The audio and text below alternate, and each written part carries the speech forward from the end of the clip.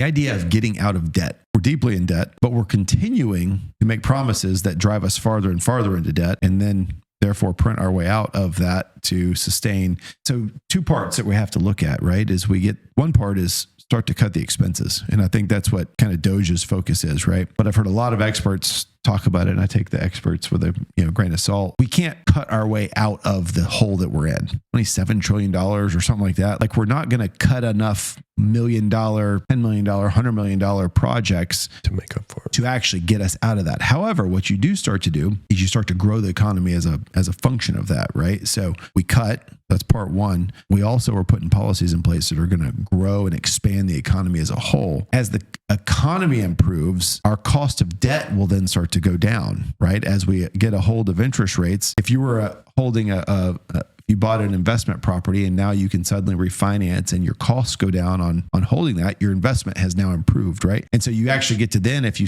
keep spending that, maybe it was $200 you're affecting a month, you get to, and say rents are on their way back up. Now you're taking that $200, you're throwing it towards your debt, and you're paying your debt down faster. And so that's kind of how I'm visualizing this thing. And then who knows how long it actually takes to, but I would love to see the plan of expansion, starting to be able to recast bonds, because they recast every 5, 10, you have longer term bonds, but so they're constantly recasting these, getting our cost of debt down as well. So it's a function of, how do we get our GDP up? How do we bring more dollars into the U.S.? How do we find other sources of revenue? Tariffs would be one. Yeah.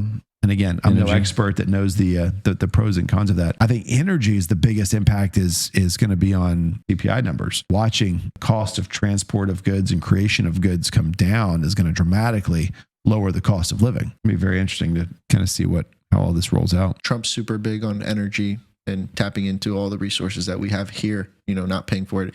I think that's huge because it really does all begin with energy, production of goods, products, farming, everything. So when you get the cost of energy down, everything else will trickle. Everything. Right. Everything's affected by it.